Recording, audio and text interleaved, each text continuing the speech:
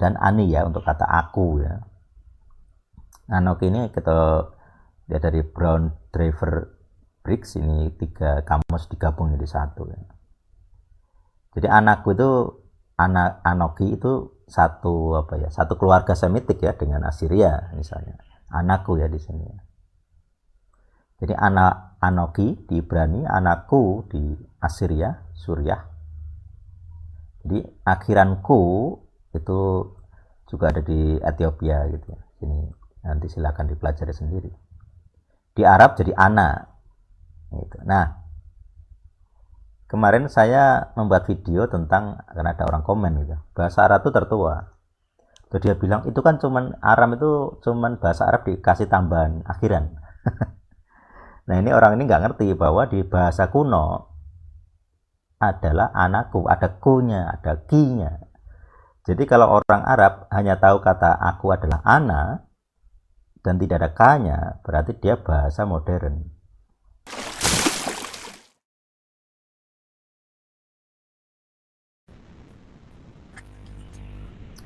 Ya, bisa kita mulai ya. Wah, ya. Pas. 19.30.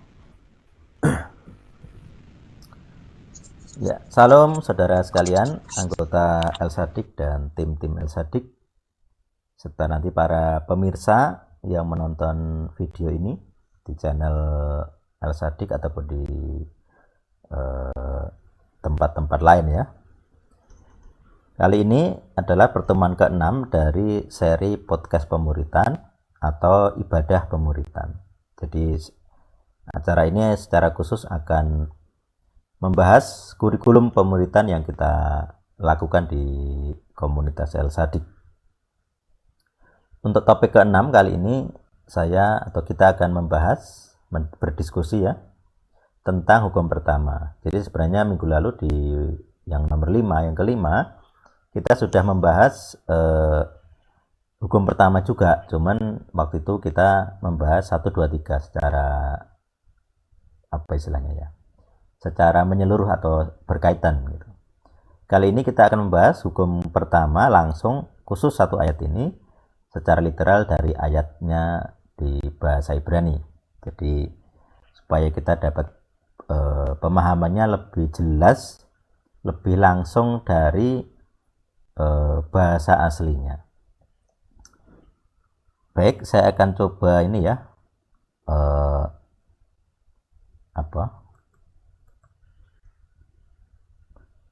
share ini ya, share bagaimana ini, share window bagaimana ini.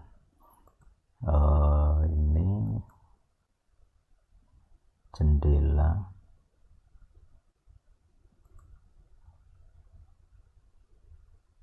Oke, share.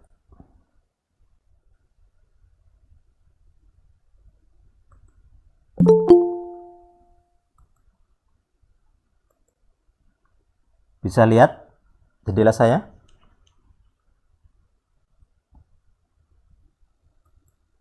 Belum terlihat jelas. Nah, sekarang sudah. Oke, saya buka link-linknya dulu ya. Saya ada 3. Linknya tadi pakai ini soalnya, pakai Firefox. Jadi yang pertama dari ini ya, dari Keluaran 20. Jadi ini ada hukum pertama di ayat 1, 2,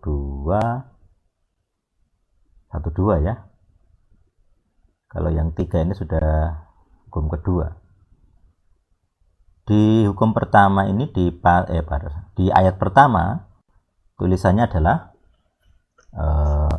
Wedaber Elohim. Jadi Elohim bertitah gitu ya. Nanti di terjemahan Sadik saya tuliskan yang di sini ada 2 dabar ya, 1696 sini ya. Terus yang 1697 ini satu keluarga kata ya, Hadebarim. Jadi yang dabar pertama saya tuliskan Elohim menitahkan semua sabda ini gitu ya. HL itu ini. Hadebarim. Bentar, siapa nih? Cuk cerai. Lanjut ya. Baik, jadi Elohim bersabda nah ini at itu tidak bisa diterjemahkan sih. Dia kata sambung biasanya. Elohim bertitah, atau tepatnya Elohim menitahkan semua hadibarim sabda. Jadi sabda-sabda, tapi ya lebih baik sabda saja. Ini haelah gitu ya. Jadi Elohim menitahkan semua sabda ini. Lemor itu biasanya saya terjemahkan katanya. Kalau di sini nyanya huruf besar ya. Kemudian Anoki Yehuwah Eloheika. Nah, nanti kita akan lihat Anoki juga. Anoki ini artinya aku. Tetapi biasanya ada juga versi lain yang menggunakan nulisnya enggak Anoki tapi Ani. Nanti kita akan lihat. Sudah saya siapkan topik itu ya. Jadi akulah Yehuwah Eloheika, akulah Yehuwah Tuhanmu. Ini single ya, Tuhanmu. Jadi bangsa itu dianggap single. Aser yang Hosea 3 membawa. Nah, ini konteksnya membawa keluar. Jadi kalau ada kamusnya di sini 3318 itu go out, come out. Jadi membawa keluar. Me'eretz, M-nya itu dari ya. M-nya ini dari. Eretz itu bumi atau negeri atau tanah. Me'eretz Mitzrayim, dari tanah Mitzrayim. Mitzrayim itu Mesir. Jadi S-nya sadis, Mesir, Mitzrayim. Im-nya itu bisa dianggap bangsa, bisa dianggap orang-orang, bisa dianggap jamak. Jadi dari tanah Mesir atau dari tanah orang Mesir. Mibet, M-nya itu dari, Bet-nya itu haus, Abadim, abad. Abadim itu perbudakan ya, apa istilahnya ya. Ya itu mungkin paling tepat ya, perbudakan ya, bondage. Atau ini Abadim itu kan servan, apa itu, budak-budak ya, atau hamba-hamba. Baik, jadi itu ya, itu ayat literalnya. Kemudian di sini adalah dia itu Tuhan menyatakan dirinya secara definitif. Jadi di ayat pertama Elohim bertitah atau berkata atau bersabda. Di ayat 2 akulah Anoki. Jadi akulah Yehuwah Elohika, akulah Tuhanmu. Jadi dia menyatakan diri bahwa akulah Tuhanmu. Nah, ini kok Tuhan ini kok pede sekali ya. Yang Adon ini kok pede sekali, percaya diri mengatakan aku tuh Tuhanmu gitu. Kenapa? Karena orang-orang yang diajak bicara di bangsa Israel ini adalah keturunan dari Abraham. Abraham itu yang pernah melakukan perjanjian dengan Adonai ini, dengan Tuhan ini gitu. Jadi ketika di kemudian hari, berarti kan ini kira-kira 4 generasi sudah Abraham ya. Jadi sebelum ada peristiwa ini, Abraham memiliki perjanjian dengan Adonai sendiri, di mana negeri ini, tanah ini akan kuberikan kepadamu. Tapi tidak bisa sekarang kuberikan, hanya setelah keturunanmu yang keempat. Sebab dosa Emori belum genap. Jadi menunggu dosa-dosa orang-orang Emori atau Amori, dosa-dosa Kanaan itu lengkap dulu. Jadi sebenarnya bukan hanya Emori ya, yang bangsa yang ditaklukkan Israel. Jadi yang seberang Yordan itu yang diisi 2,5 suku itu kan siapa itu ya? Manase atau apa? Yusuf, Manase sama setengah apa itu lupa. Pokoknya ada 2,5 suku yang di seberang Yordan. Jadi sekarang maksudnya negara Yordania gitu. Sedangkan yang nyeberang ke tanah Kanaan itu berarti udah 9,5 ya, 9,5 suku ya. Oke. Nah, di sini dia menyatakan diri Anoki, akulah gitu ya, Anoki. Akulah Yehuwah gitu. Nah, nanti alef pertama ini jadi kata aku juga. Jadi kalau misalnya di tulisan aser itu alef di depan itu sudah jadi aku. Jadi tidak perlu ani atau tidak perlu anoki, sudah memiliki arti aku gitu secara grammar gitu. Nah, jadi Di ayat kedua, Tuhan yang bernama Yehuwah ini menyatakan diri, akulah yang membawa kamu keluar dari Mesir gitu. Dari rumah perbudakan. Artinya dia menyatakan diri sebagai pihak yang berjasa. Itu kan legal ground ya. Dia bilang begini, aku yang mengeluarkan kalian itu aku gitu ya. Yehuwah, namaku Yehuwah gitu. Terus kenapa dia begitu semangat mengatakan itu ya? Karena secara sejarah sebelum ada ini ya, sebelum atau mungkin sesudahnya, karena pas Moses menerima 10 hukum ini kan di bawah itu kan Aharon dan Israel kan membuat patung lembu gitu ya. Jadi patung lembu ini dikatakan mereka menganggap gitu ya, Tuhan yang membawa mereka keluar dari Mesir bukanlah Tuhannya Musa gitu. Tapi Tuhan yang di atas gunung waktu itu ya, tetapi Tuhan yang mereka buat berupa patung itu, diwujudkan dengan patung itu. Jadi ketika di hukum yang pertama diturunkan 10 hukum itu, mereka sudah melakukan dosa kedua, yaitu hukum kedua ya. Ada ilah lain, ada Elohim Aharim itu. Kalau bisa dibaca di ayat 3 ini ya. Jadi ada Elohim Aharim, Tuhan lain itu. Jadi ketika diberikan pun mereka sudah berdosa. Makanya Moses dituliskan dia melempar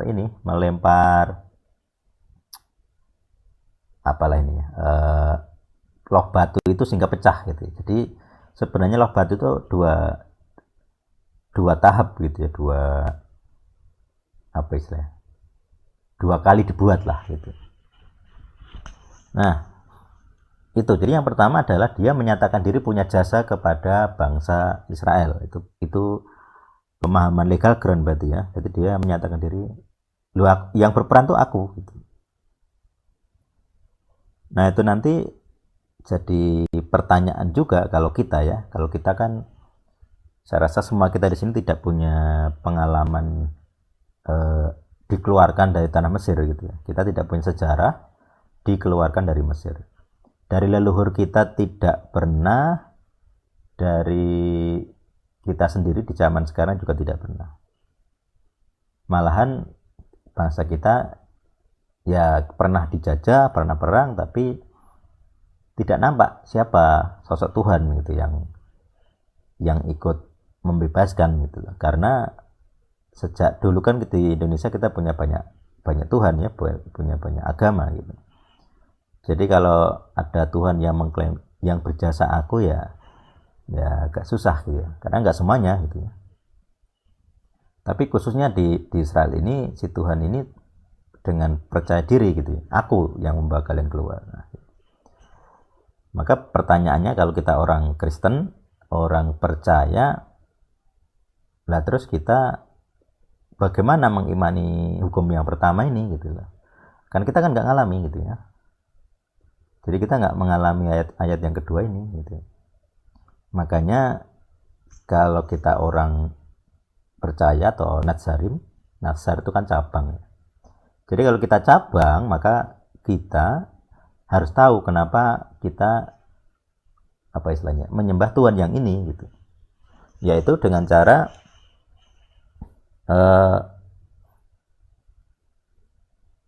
memaknainya berbeda, karena kita nggak ngalami keluar dari Mesir gitu. Maka pemaknaan bagi orang Kristen, orang PB percaya, perjanjian baru adalah bahwa Tuhan yang dituliskan di Keluaran 20 itu menyelamatkan kita juga, mengeluarkan kita dari rumah perbudakan juga. Nah itu nanti jangan heran, ini menarik ya, karena ternyata berhubungan dengan pelayanan pelepasan gitu. Jadi kalau misalnya dalam pelayanan pelepasan yang kita lakukan kan konsepnya kan dari Yesaya itu ya kalau nggak salah ya, kita memberitakan kabar baik kepada orang-orang yang terpenjara, terus terbelenggu, terkurung gitu ya, memberikan pemulihan kepada hati yang terluka gitu ya, dan seterusnya ada daftarnya, ada beberapa ya. Nah kata yang dipakai juga terpenjara, terbelenggu, itu kan juga sama dengan perbudakan gitu ya. Itu kan penjara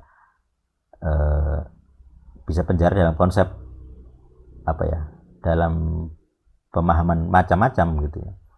Kalau konteksnya Israel adalah perbudakan fisik, jadi mereka harus kerja fisik gitu.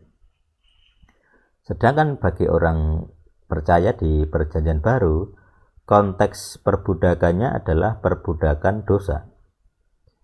Jadi kita keluar dari rumah perbudakan dosa. Jadi mibet abadim kita bukanlah Mesir gitu. Kita nggak ngalami Mesir. Tapi kalau rumah perbudakan dosa, saya yakin teman-teman juga percaya bahwa kita ngalami gitu. Kita dikatakan lahir ceprot aja sudah berdosa gitu. Karena apa istilahnya ya? Kita dicetak dengan perilaku berdosa, jadi cetak biru kita itu ada sifat dosanya. Makanya kalaupun kita tidak diajari berdosa gitu ya, kita akan berdosa. 100% pasti ada dosanya, pasti jatuh dosa. Jadi walaupun kita dilahirkan dari kedua orang yang sudah lahir baru gitu ya, tapi anak kita sejauh ini tetap punya bibit dosa gitu. Jadi kita tidak bisa menghilangkan benih dosa dari anak-anak kita secara total gitu ya. Nah, pelayanan pelepasan itu kan sebenarnya mengurangi dampaknya karena anak kita sudah tidak bisa lagi didakwa. Tapi sejauh ini untuk 100% itu ya belum bisa gitu. Dan aku juga tidak yakin apakah akan bisa gitu. Karena nanti kalau bisa berarti termasuk segala kutuk berkaitan dengan kematian tuh kita nggak ngalami gitu. Jadi misalnya kita tidak menua gitu ya.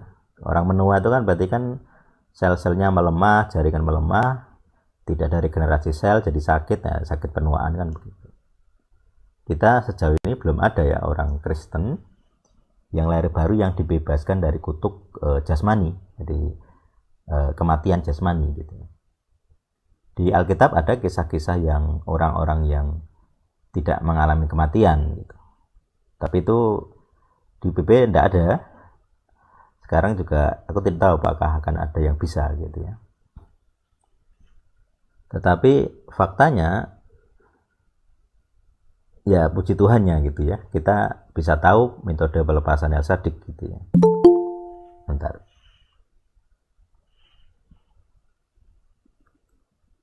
Fitri, oh ini. Selamat datang yang baru gabung. Ya kita lanjut ya. Jadi di ayat Keluaran 20 ayat 2 itu kita apa tadi? Dibebaskan dari rumah perbudakan dosa. Jadi saya nambahi kata dosa di sini karena perbudakan Mesir kita nggak pernah ngalamin, leluhur kita orang Indonesia nggak pernah ngalamin gitu ya. Kalau misalnya ada keturunan Jewish atau Yahudi, ya mungkin dia bisa lengkap gitu ya, dia mengklaim leluhurnya pernah dikeluarkan dari Mesir, plus sekarang sebagai umat Perjanjian Baru, artinya ini golongan mesianik gitu ya, dia bisa mengklaim dirinya dibebaskan dari rumah perbudakan. Nah, metode pelepasan yang kita lakukan itu mengeluarkan kita dari rumah perbudakan dosa.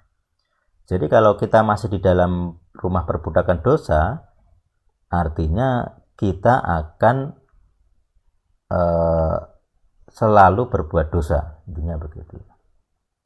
Jadi kita akan selalu berbuat dosa tanpa tanpa bisa dicegah gitu ya. Makanya kalau saya bahas ini di luar komunitas ET biasanya agak sulit diterima gitu. Yaitu bahwa orang berdosa karena dosa leluhurnya. Jadi rata-rata doktrin yang dianut adalah kalau sudah ditebus, dilahirkan kembali, ya sudah, dosanya semua selesai. Itu konsep yang umumnya di mainstream gitu ya. Tapi secara fakta tidak demikian gitu ya. Saya rasa teman-teman yang sudah banyak yang alami gitu ya. Sudah lahir baru, sudah pelayanan, tapi masih terjerat. Bahkan diserang setan pun bisa tembus ya.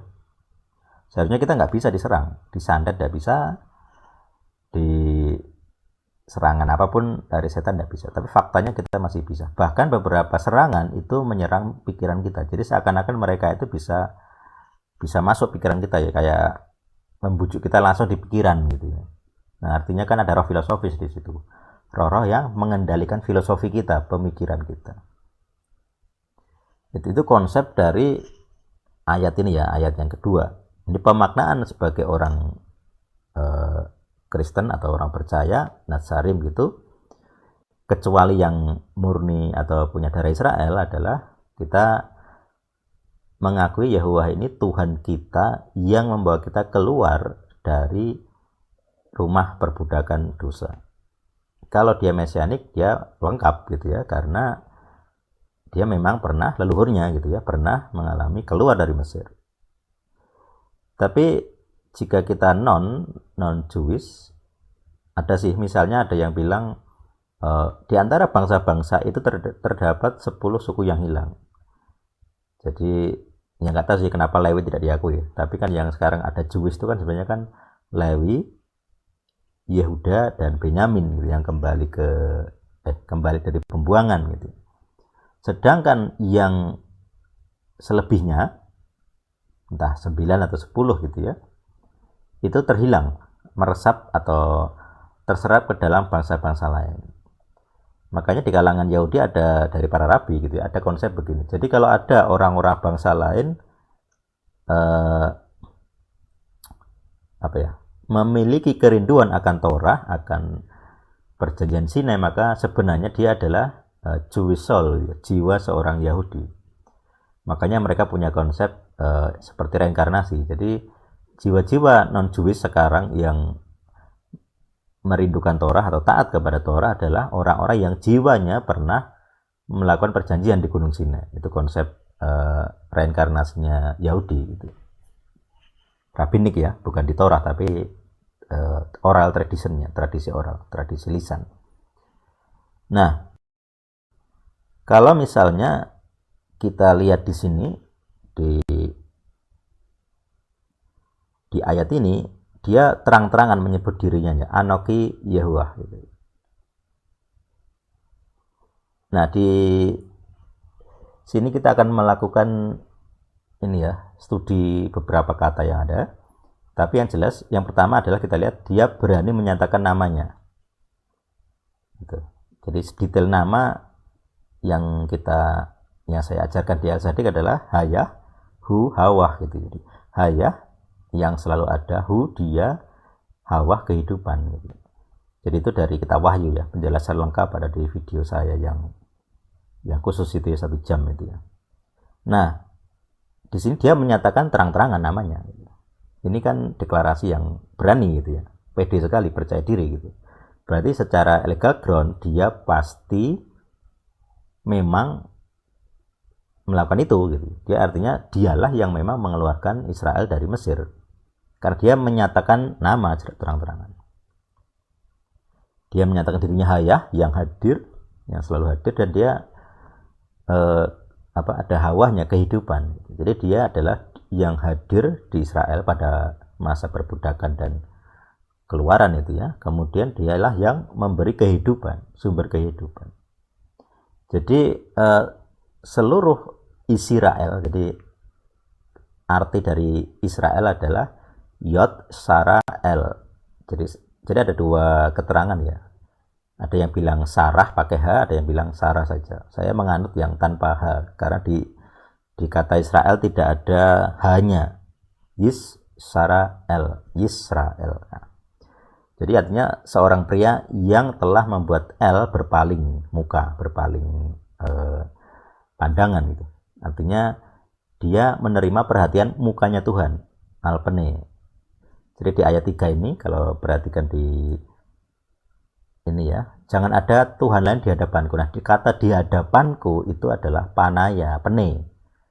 Jadi pane ini P dan N itu kan wajah. Nah, akhiran I ini versi pengucapannya adalah pene, pani. Mukaku, wajahku gitu. Jadi al itu kan bisa diartikan tadi kalau di Inggris ini dikatakan before ya. Before ini konteksnya bukan sebelum tapi di hadapan. Jadi kata alpanaya atau alpene itu di hadapan mukaku gitu. Jadi di ayat 3 kita bahas sedikit gitu ya. Lo yihyah, jangan ada. Jadi yihyah itu hayahnya itu. Jangan ada bagimu leka Elohim ahirim, Tuhan lain di hadapan mukaku. Kira-kira terjemahnya. Jadi artinya dia di ayat kedua menyatakan aku tuh Yehuwah. Yang menyelamatkan kalian itu aku gitu. Jadi jangan sampai ada yang lain. Jadi konsep kecemburuan Tuhan itu di situ. Makanya kalau terjemahan LAI kasih tidak cemburu itu ya salah gitu. Harusnya tidak iri, bukan tidak cemburu. Envy, bukan jealous gitu. Kalau jealous itu tidak salah. Tuhan itu jealous, roh Tuhan apalagi. Nah, kita akan melihat yang pertama adalah perbedaan ani dan anoki ya. Jadi di sini ada anoki. Nah, kita lihat ada dua. Nah, ini. Jadi ada dua kata anoki dan ani ya untuk kata aku ya. Anoki ini kita lihat dari Brown Driver Briggs, ini 3 kamus digabung jadi satu ya. Jadi anakku itu anoki itu satu keluarga Semitik ya dengan Assyria misalnya. Anakku ya di sini ya. Jadi anoki di Ibrani, anakku di Assyria, Suriah. Jadi akhiranku itu juga ada di Ethiopia gitu ya. Ini nanti silakan dipelajari sendiri. Di Arab jadi ana. Gitu. Nah, kemarin saya membuat video tentang, karena ada orang komen gitu, bahasa Arab itu tertua. Terus dia bilang itu kan Aram itu cuman bahasa Arab dikasih tambahan akhiran. Nah, ini orang ini nggak ngerti bahwa di bahasa kuno adalah anakku, ada ku-nya, ada ki-nya. Jadi kalau orang Arab hanya tahu kata aku adalah ana dan tidak ada ka-nya, berarti dia bahasa modern. Kenapa? Karena di Alkitab saja ada penggunaan anoki dan ani. Tetapi anoki itu jumlahnya sedikit. Karena ini versi kuno. Jadi pada masa Masoret lah minimal gitu ya, ditulis itu penggunaan anoki lebih sedikit. Keterangannya begitu tadi aku baca di kamus. Jadi di sini 359 penggunaan anoki di seluruh PL ya. Sedangkan penggunaan ani berapa ini? 500 atau berapa? Oh sorry, 874 gitu. Jadi kata anoki lebih sedikit. Kenapa lebih sedikit? Karena penggunaannya semakin hilang. Jadi versi yang menggunakan ka, anakku, anoki gitu ya, itu adalah versi kunonya gitu. Sedangkan versi modernnya orang makin suka menggunakan tanpa ka, jadi ani saja. Di Arab jadi ana. Makanya kalau orang Arab mengklaim dirinya tertua itu ya pasti nggak tahu sejarah gitu ya. Jadi yang kuno itu pakai ka, anakku, Assyrian anakku. Yang modern tanpa ka. Jadi ketika di Exodus ini dia menggunakan anoki gitu ya. Aku belum lihat sih apakah Tuhan ini pernah menggunakan kata ani gitu ya. Tapi untuk dia deklarasi sesuatu yang penting, aku lihat dia selalu menggunakan kata anoki. Beberapa yang kulihat begitu. Jadi tidak pernah ani Yehuwah, tidak pernah. Seingatku ya, nanti kalau ada kesalahan saya akan ralat gitu. Tapi sejauh ini yang sering kulihat adalah kalau dia menyatakan dirinya, dia sering memakai kata anoki gitu. Artinya ini kuno, satu unsur kunonya. Yang kedua, seakan-akan dia lebih menekankan keakuannya gitu. Jadi antara ani dan anoki itu seakan-akan ada kata sesungguhnya gitu. Jadi kalau anoki Yehuwah, sesungguhnya aku itu Yehuwah gitu. Itu kayak deklarasi atau mungkin kalau bahasa yang agak mendekati bisa dikatakanlah kesaksian. Jadi kayak, tapi bersaksi untuk dirinya sendiri ya, bukan karena bersaksi menyaksikan yang lain, tapi dia bersaksi menyaksikan dirinya sendiri. Walaupun seringkali kata saksi ini kan agak, kalau menyaksikan diri sendiri kan dianggap tidak sah ya. Jadi kata saksi itu seharusnya pihak kedua gitu. Tapi kalau misalnya itu adalah Tritunggal lah, pihak kedua ada, pihak ketiga ada. Itu celah-celah dari ayatnya ya. Baik, jadi kalau ada keterangan Anoki Yahwa berarti ya dia lebih menekankan ego emi gitu, apa ayam hu ayam gitu, hayah aser hayah. Jadi aku, jadi kata hayah ketika menggunakan yah aser yah, dia menyatakan dirinya aku adalah, ada gitu. Hayahnya ada gitu. Adalah gitu. Maka ini pemahaman Ani dan Anok itu ada maknanya tersendiri gitu. Baik, jadi kalau di ayat di apa istilahnya, di ayat 2 atau hukum pertama ini ya, di Exodus 20 ayat 2, tadi saya ulangi, ada penjelasan, dia menyatakan diri, namanya jelas, terus dia main legal ground ya, loh yang berjasa itu aku Tuhan yang menyelamatkan itu aku. Dia menyatakan deklarasi dirinya sebagai penolong. Jadi kalau deklarasi sebagai penolong itu kan Yehuwah Suwa gitu. Jadi Yehosua gitu. Makanya di tadi kita selalu menggunakan Yehosua bukan Yesua, karena menekankan Yehanya, harus ada Yehanya. Kalau Yesua itu kan dia penyelamat, dia siapa itu nggak jelas. Oke, nah di ini tambahan aja ya, di ayat 33 ayat 9 ada penggunaan Ani dan Anoki bersama-sama. Nah ini kata sesungguhnya tadi muncul di sini. Perhatikan ini ya. Ayat 339. Zak Ani, Zak itu kalau kita lihat kamus adalah clean, pure, puritan lah gitu ya. Orang-orang puritan. Jadi di depan ini kan, jadi ini tuh komentar dari kawannya Ayub kepada Ayub. Jadi Ayub ini menyatakan dirinya innocent ya. Aku tuh kan tidak bersalah ya. Tapi kenapa aku berdosa? Tapi kenapa aku menderita? Nah itu yang jadi pergumulan Ayub. Nah kawannya itu ngomong, kamu kok mengatakan ini? Nanti di ayat 10 dan berikutnya dia mendakwa Ayub gitu. Kamu tuh nggak sesuci itu. Nah di ayat 9 ini dia mengatakan Zak Ani, aku itu pure, clean, bersih, suci, murni. Aku tuh murni. Di sini apa? Beli pasa itu transgression berarti pemberontakan, dosa lah itu ya, pemberontakan kepada Tuhan. Jadi dia bilang Ani, Zak Ani ya, akulah orang murni, tanpa kesalahan, tanpa pemberontakan, tanpa dosa pemberontakan. Hab innocent, tidak punya salah. Jadi ini dia mengulangi dua kata yang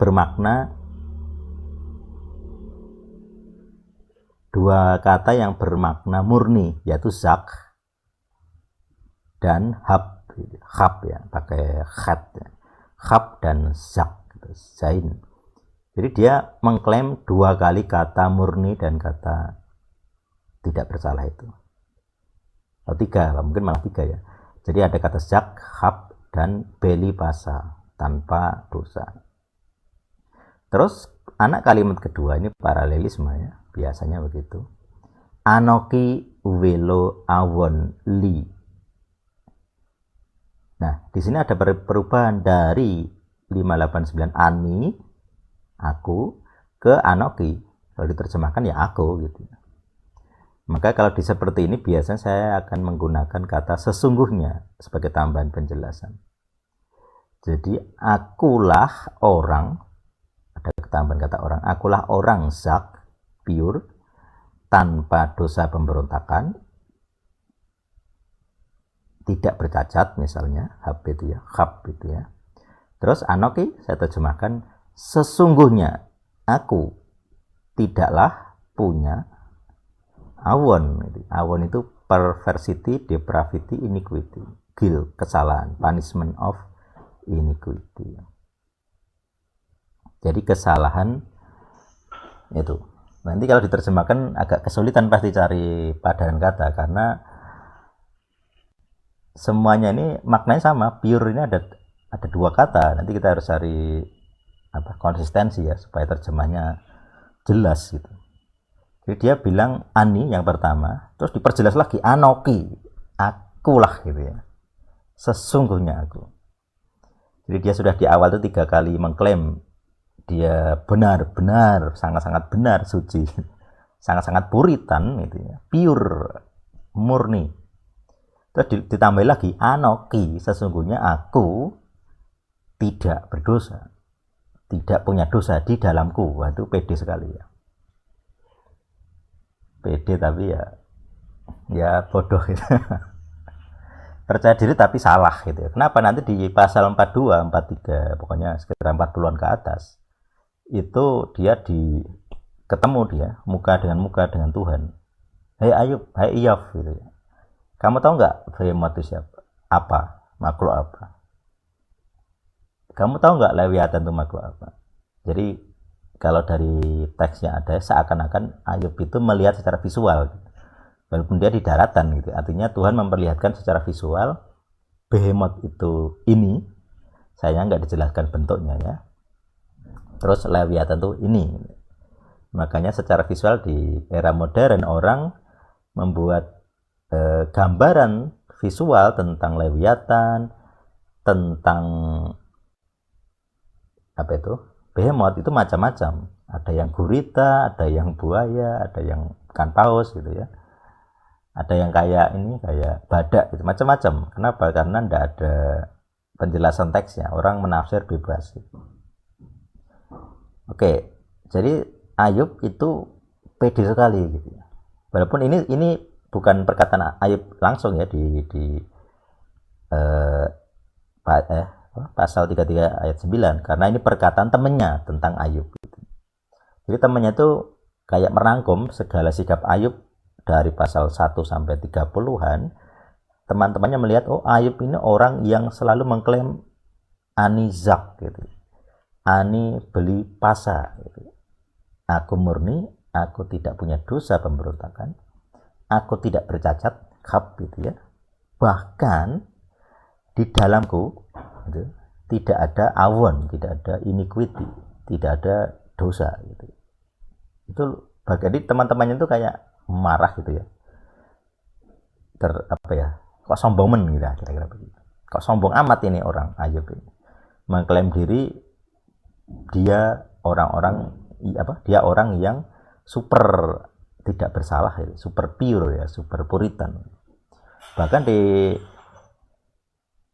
pasal pertama ayat pertama penulis kitab Ayub menuliskan dia itu sempurna. Nah itu nanti kalau ada bahasan ini silakan lihat di video saya ya, kenapa Ayub bisa menderita, sudah ada bahasannya. Baik, itu ya materi singkat sebagai dasar diskusi kita pada malam hari ini. Jadi dari Kejadian 20 ayat 1 dan 2 khususnya di ayat 2 ya, itu hukum pertama. Nah kita nanti akan diskusi, silahkan tanya gitu ya. Jadi hukum pertama ini perlu dijelaskan, perlu diajarkan, karena faktanya tidak semua orang Kristen ketika katekisasi baptis gitu ya, artinya dia pemuritan awal gitu di gereja, tidak dijelaskan tentang ini. Terus di lembaga-lembaga para church, jadi lembaga-lembaga Kristen pemuritan yang berusaha membantu gereja harusnya ya, karena para church, tetapi tidak juga menjelaskan ini gitu ya. Jadi hukum 1 itu kayak haram, tidak boleh diajarkan. Nyebut nama Tuhan pun tidak boleh disebut. Nah, itu luar biasa salahnya. Baik, demikian saya akan akhiri materinya. Saya close presentasinya.